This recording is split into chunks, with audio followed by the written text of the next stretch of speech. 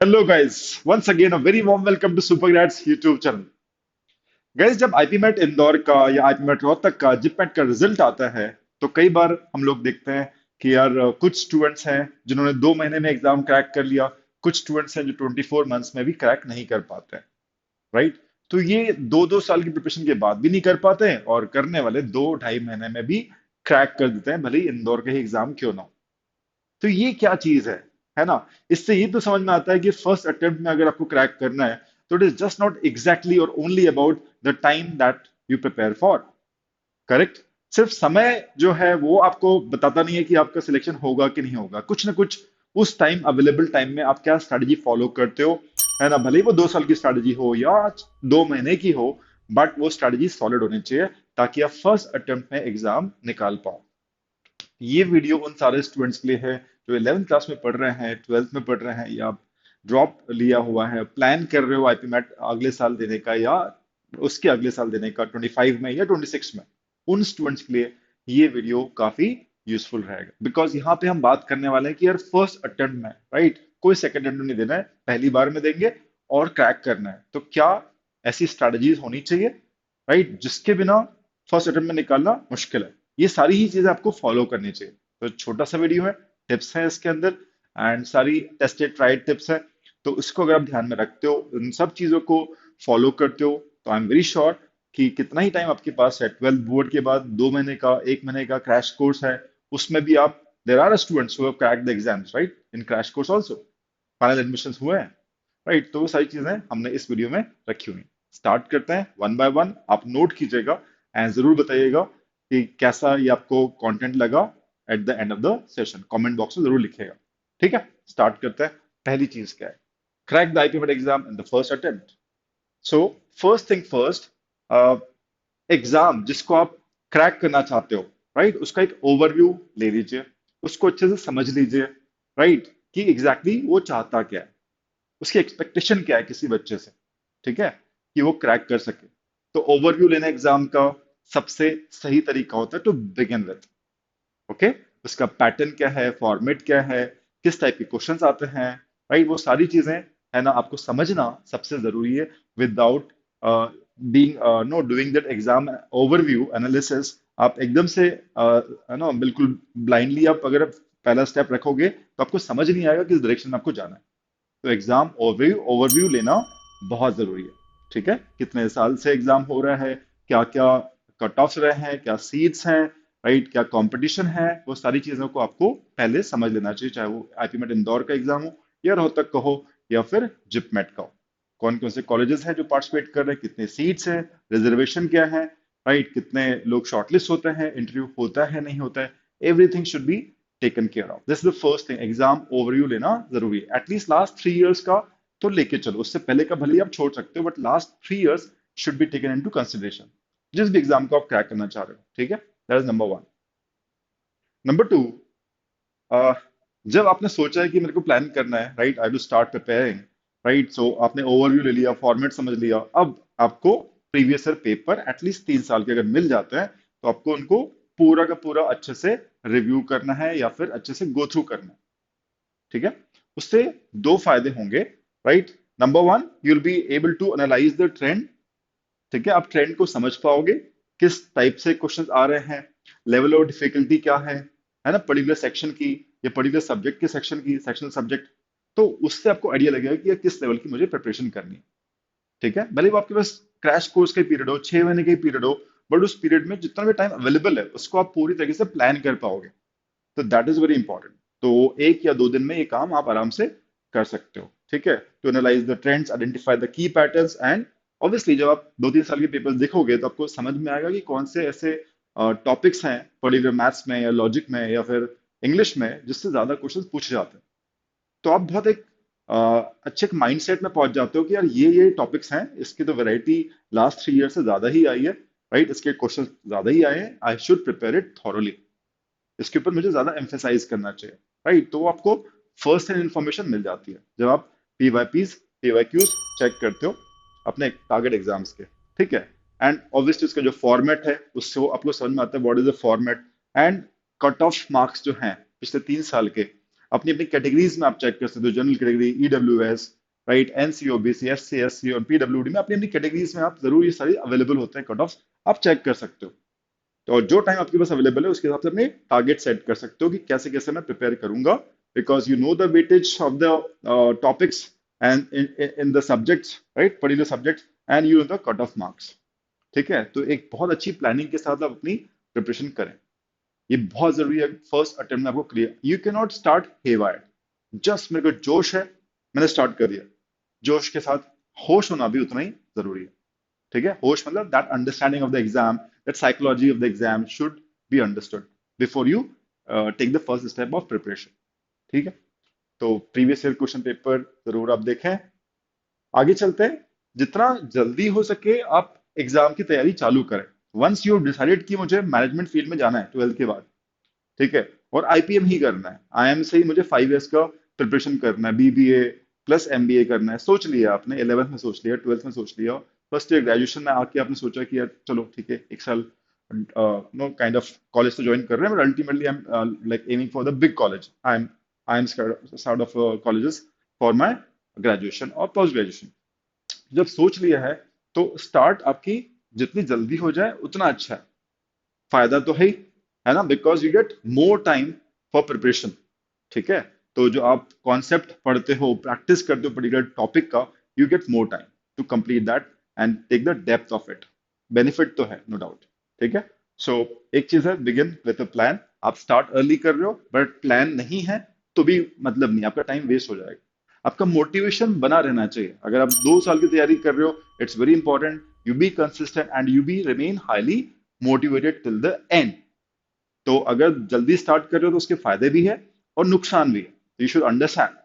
ठीक है, कि 2 साल की तैयारी करो 11th 12th में, keep your self highly motivated through out it, through out your preparation journey, that's important. ठीक है, so start early definitely but with a plan, that's important. क्या होगा इसका फायदा, अगर आप जल्दी स्टार्ट करते हो तो आपका कोर्स जल्दी टाइमली फिनिश होगा and you get opportunity to revise your syllabus multiple times. ठीक है, कोई चीज को आप मल्टीपल टाइम्स करते हो, थोरो प्रैक्टिस करते हो, तो you become highly confident about the exam कि मैं तो क्रैक कर लूंगा, कट ऑफ तो कहीं गए नहीं। तो that confidence is very important, right, और उसके लिए आपको प्लान्ड वे से स्टार्ट करना, जल्दी स्टार्ट करना भी उतना ही जरूरी है। जल्दी स्टार्ट करने से मेरा मतलब यह है कि अगर आप 11th में है तो 11th क्लास में स्टार्ट करें, जब आप सोच चुके हो, कन्विंस हो चुके हो इस एग्जाम को क्रैक करना, उसके बाद की बात कर रहा हूँ। 12th बोर्ड के बाद आपने सोचा है तो don't waste too much time और वीक्स टाइम, राइट, कि यार सोचने में हमने 1 हफ्ता लगा दिया फिर हम स्टार्ट करें, 7 डेज भी मैटर कर जाता है, फिर लुकिंग कि हम क्रैश कोर्स में क्रैक करें। दैट इज माई पॉइंट, जल्दी स्टार्ट करने से वो मेरा मतलब है। अपना रूटीन जरूर करें, मल्टीपल रिवीजन की आपको अपॉर्चुनिटी मिलती है, बट वो तभी होगा जब आप एक रूटीन एस्टेब्लिश करेंगे कि हर वीक मुझे रिवीजन करना जो भी है ना वीक में पढ़ा है, राइट, तो दैट रिवीजन अपॉर्चुनिटी जरूर मिलेगी, but that you to set the routine for it. Okay, so आगे चलते हैं, जितने जल्दी स्टार्ट करें, this is the point. Study regime, right, तो जो रिजीम है, राइट, उस चीज को आपको बहुत ध्यान रखना पड़ेगा, जैसे मैंने आपको बोला कि you note be consistent, consistent, right, discipline में रहना, कंसिस्टेंट रहना बहुत जरूरी है, स्पेशली अगर लॉन्ग टर्म 2 इयर्स 1.5 इयर्स की आप प्रिपरेशन कर रहे हो तो बहुत ज्यादा जरूरी है। ठीक है, you do follow a good study regime। One is consistent routine, allocate time for each subject daily at least. तीनों सब्जेक्ट लाइक, तीनों सब्जेक्ट कौन कौन से, English, maths and logical reasoning, अगर आप तीनों को नहीं दे सकते टाइम बिकॉज ऑफ स्कूल, तो एटलीस्ट 2 सब्जेक्ट को आप जरूर time they. I am talking about the practice thing, तो 2 सब्जेक्ट, मैथ्स इंग्लिश और maths logic, right, math should be consistent, उसके साथ आप इंग्लिश एलआर को ऑल्टरनेटिवली कंबाइन कर सकते हैं डेली बेसिस के लिए। Consistent routine is the key guys.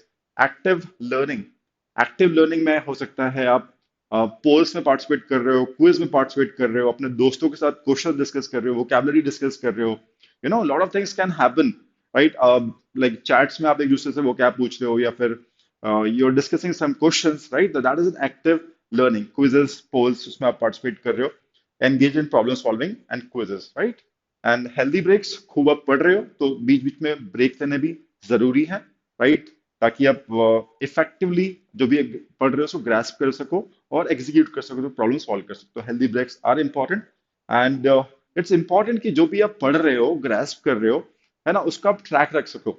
तो आप जब भी प्लान करोगे उसमें टारगेट रखोगे इस हफ्ते में मुझे ये 2 चैप्टर्स फिनिश करने हैं मैथ्स के, तो उसकी ट्रैकिंग रख रहे हो कि नहीं, राइट? कहीं वो आपकी जो डेडलाइन है ओवर शूट तो नहीं हो रही है, वो सब चीजें आपको ट्रैक रखनी पड़ेगी कि जो भी मेरी प्लानिंग है 2 मंथ्स की क्रैश कोर्स की या 6 मंथ्स की, राइट, फास्ट ट्रैक बैचेस आपने ज्वाइन किए हुए हैं या फिर ईयर लॉन्ग या 2 ईयर लॉन्ग, तो छोटे छोटे मॉड्यूल्स बना के उसको ट्रैकिंग करनी बहुत जरूरी है, ताकि we are on the track और not we get to know. नहीं तो हमें कुछ एडजस्टमेंट्स करके उनको सही करना चाहिए, ठीक है? अपने माइलस्टोन अचीव करने बहुत जरूरी है, तो डेली स्टडी मॉनिटर करें और माइलस्टोन अचीव करें। तो keep your study regime intact, ठीक है? और 100 बात की एक बात, अगर हम आईपीमेट इंदौर जैसे एग्जाम्स की बात करते हैं, तो कई स्टूडेंट से, कई फैकल्टी से आपने सुना भी होगा, अपने सीनियर से सुना होगा कि यार ये तो नो एग्जैक्टली कॉन्सेप्ट टेस्ट करता है, आप कितने स्ट्रांग है कॉन्सेप्ट में।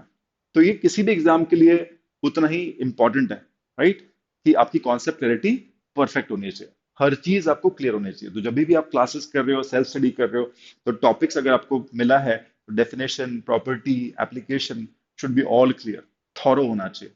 नहीं तो उसको एनसर्कल करो, मार्क करो and get it clear the next day और द सेम डे, बट उसको ऐसे पाइल अप करके आप आगे नहीं चल सकते, it would cost you heavily. Otherwise concept clarity is the key guys, है ना? स्पीड बाद में आता है, स्पीड बाद में आता है, एक्यूरेसी भी बाद में आता है, राइट, बट पहले कॉन्सेप्ट तो क्लियर हो जाए।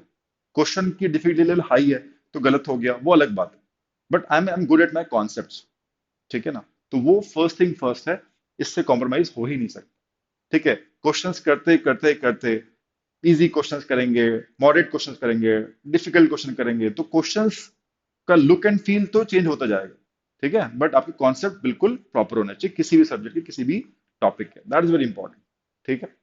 तो इसको नोट कीजिएगा। प्रैक्टिस स्ट्रेटजीज की बात करें, तो जैसे मैंने कॉन्सेप्ट बोला, आपको समझ में आया, राइट? जब प्रैक्टिस करोगे 3 लेवल के क्वेश्चन मिलते हैं, इजी, मॉडरेट एंड डिफिकल्ट, ठीक है? एंड जब आपके पास बहुत सारा टाइम है तो आप इजी, मॉडरेट भी कर सकते हो, डिफिकल्ट भी ट्राई कर सकते हो, but if you don't have time, to much time, crash course है, 6 महीने का कोर्स है, तो आप डिफिकल्ट क्वेश्चन में बहुत ज्यादा टाइम स्पेंड नहीं कर सकते। इजी और मॉडरेट लेवल के क्वेश्चन जो भी है उनकी काफी ज्यादा प्रैक्टिस कर लो, that would be more helpful rather going for the difficult one when you got less time. इस चीज का ध्यान रखिएगा। So practice enough, problem solving आपकी बहुत अच्छी होनी चाहिए, right? Depends on the time that you are having in hands, school के साथ थोड़ा कम टाइम मिलता है, बट स्कूल भी जा रहे हो रेगुलर बेसिस पे और प्रैक्टिस भी करनी है, तो मैथ्स प्रॉब्लम्स जैसे कि 50-60 प्रॉब्लम्स तो करो ही।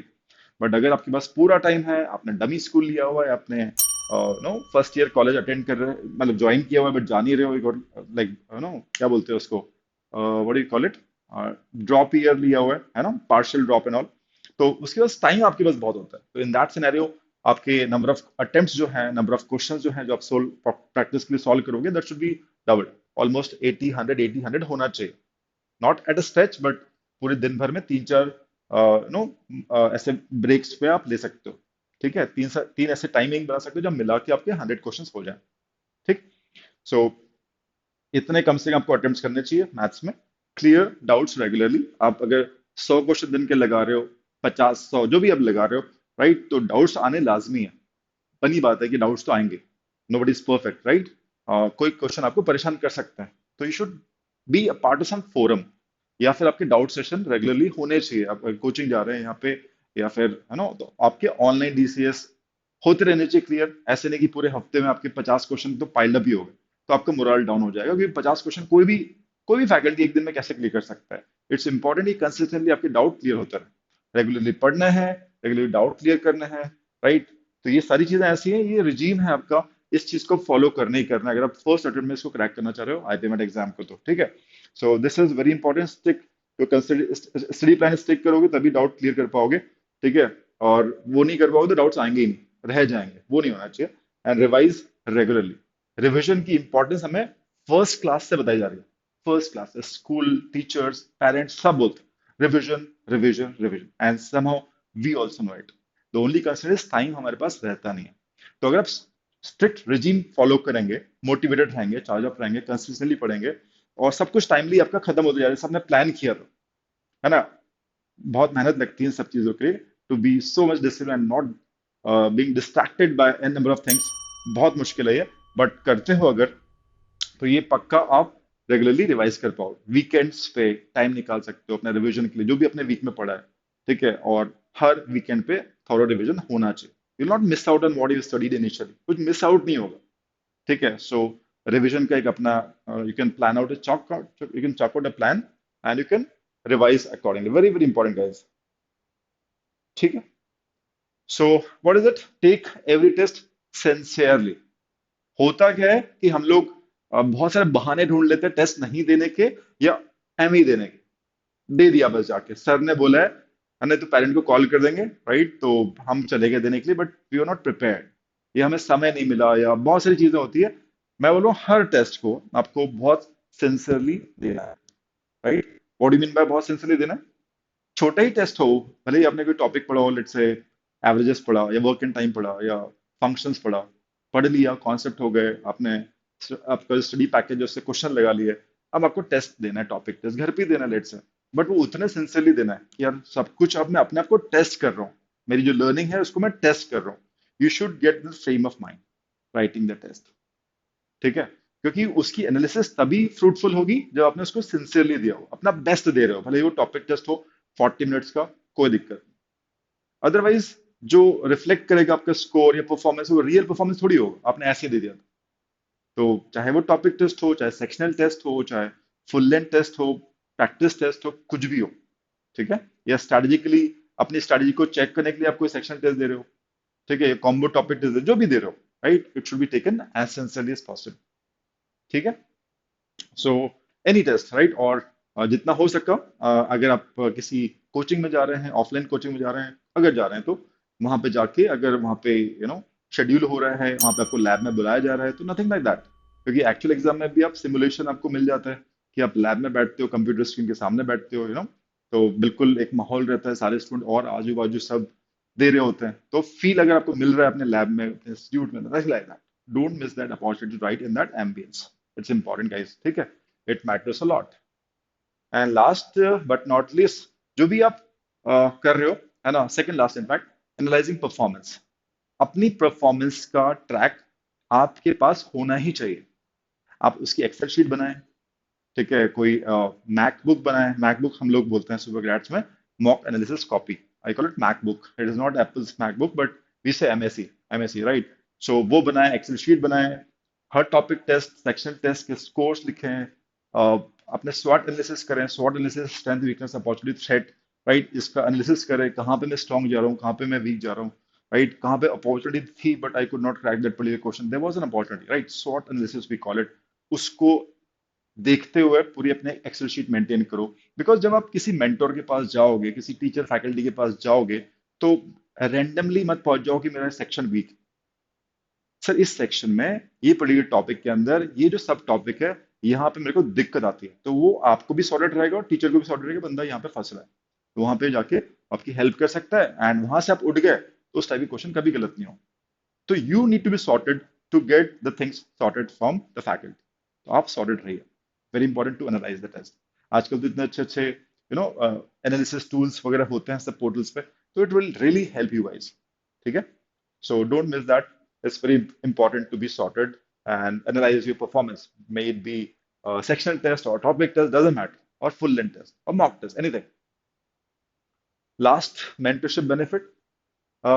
Guidance from personalized mentor, अगर हो सकता है, राइट, सो क्या कहना है, क्योंकि हर स्टेप पे आपकी जो प्लानिंग है, कहीं पे वो एडजस्टमेंट चाहिए, वो कैसे कर सकते हो आप, वो एक मेंटर आपको अच्छे से गाइड कर सकता है, जिन्होंने हजारों स्टूडेंट को ऑलरेडी गाइड किया हुआ है।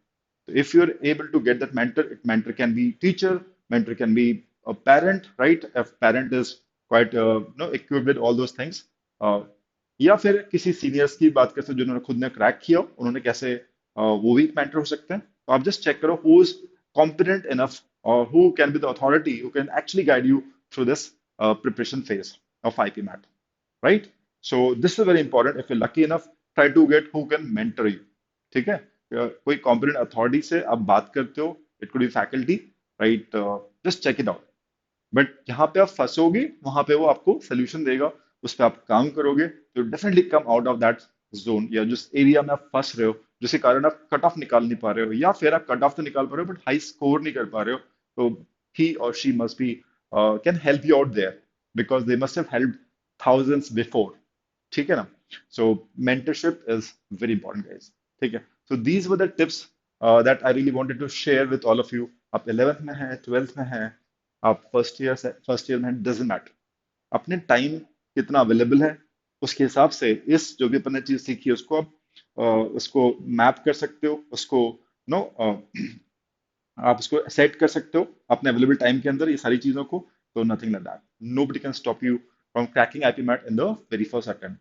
आई होप ये वीडियो सभी को अच्छा लगा होगा, है ना? कंटेंट इस टाइप की आपको और चाहिए, सुपर ग्रेड्स हमेशा हर साल हर बार इनफैक्ट लेकर आता है, हर महीने लेकर आता है बहुत सारे interesting videos related to IPMAT and BBA preparation on this channel.